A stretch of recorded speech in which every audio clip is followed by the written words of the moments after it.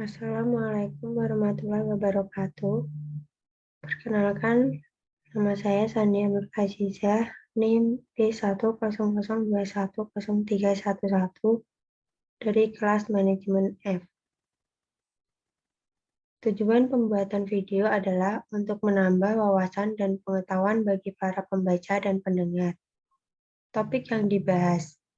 Topik yang saya bahas di sini adalah tentang penyalahgunaan bantuan sosial atau bansos yang terjadi di beberapa daerah. Penjelasan tentang penyalahgunaan bantuan sosial. Semenjak adanya COVID-19, banyak sekali adanya bantuan di daerah-daerah yang berguna untuk membantu perekonomian masyarakat, khususnya masyarakat yang kurang mampu perekonomiannya. Bantuan sosial atau bansos COVID-19 sudah digulirkan sejak pandemi melanda. Faktanya di lapangan menemukan kebocoran, kecurangan, sehingga praktik korupsi bansos masih saja ada.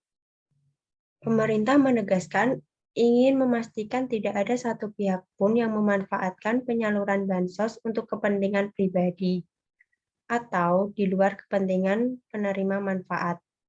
Tetapi di beberapa daerah tertentu masih ada yang nekat menyalahgunakan bantuan sosial. Komisi Pemberantasan Korupsi atau KPK meminta Kementerian Sosial atau Kemensos memperbaiki data penerima bansos. KPK juga mendesak Kemensos segera menyelesaikan parameter yang menjadi kriteria penerima bansos berpaku pada keakuratan perbaikan data tersebut. Untuk memastikan bansos tidak disunat saat penyaluran, Kemensos intensif melakukan pengecekan di lapangan. Kemensos bekerja sama dengan Polri, Kejaksaan, dan KPK dalam pengawasan penyaluran bansos. Faktor yang menyebabkan adanya penyalahgunaan bantuan sosial. 1. Database yang kacau.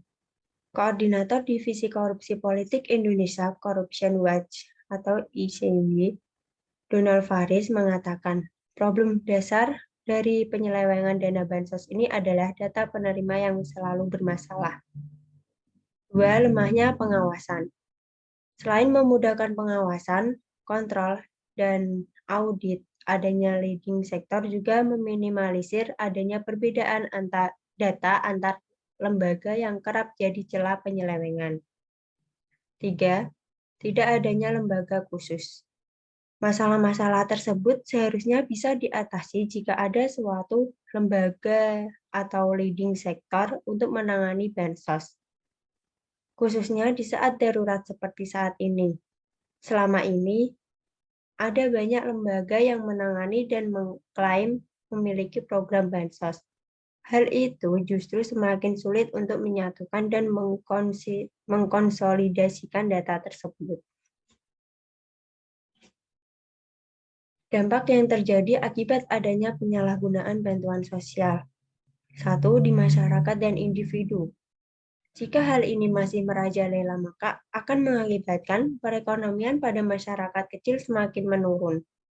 Tidak hanya itu, bahkan bisa terjadi kekacauan antar masyarakat karena tidak adanya jiwa sosial yang tinggi dan kerjasama. 2. Generasi muda. Jika generasi muda hidup berdampingan terus-menerus dengan hal yang tidak baik, maka bisa jadi nanti mereka akan tumbuh dengan pribadi yang kurang baik dan bisa menganggap hal itu suatu hal yang biasa. 3. Ekonomi bangsa.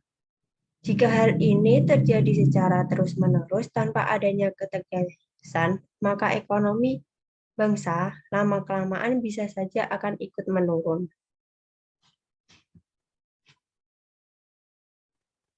Upaya yang dilakukan untuk mencegah penyalahgunaan bantuan sosial. 1. Kepolisian dan kejaksaan ikut memantau serius penyaluran bansos pada masyarakat terdampak COVID-19. Jangan sampai terendus praktik korupsi dalam program bansos. 2. Perlunya dibuat lembaga pengawasan bansos. 3. Melakukan perbaikan sistem dengan menerjunkan langsung tim Kementerian Sosial atau Kemensos ke lapangan untuk mengetahui persis permasalahan yang terjadi di tengah masyarakat. 4. Untuk mendukung transparansi penerima bantuan agar di setiap kelurahan dipampang data penerima bantuan dan menggunakan aplikasi usul sanggah, di mana masyarakat bisa mengusulkan nama yang berhak menerima bantuan dan menyanggah bila ada masyarakat yang sebenarnya tidak berhak. 5. Menghidupkan peran pilar-pilar sosial untuk mendukung kemandirian seperti Karang Taruna agar bergerak dan ambil bagian dalam kegiatan sosial sebagai wujud kebersamaan dalam kebinekaan Indonesia. 6. Upaya pemberdayaan sosial lainnya yang terus dilakukan Kemensos terhadap KPM guna mendukung kemandirian ekonomi agar lebih produktif dan sejahtera, termasuk di dalamnya bagi para penyandang disabilitas.